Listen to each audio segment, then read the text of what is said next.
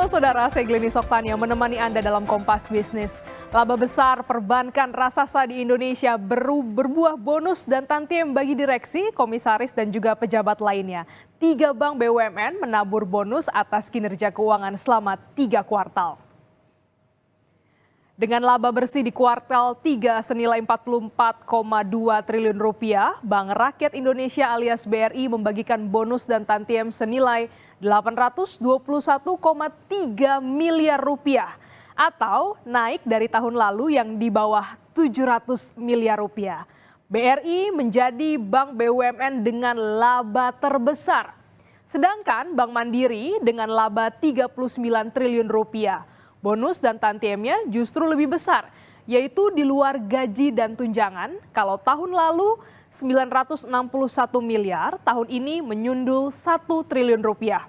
Dan ketiga, Bank Negara Indonesia atau BNI dengan untung 15,8 triliun rupiah membagi bonus serta tantiem senilai 362 miliar rupiah.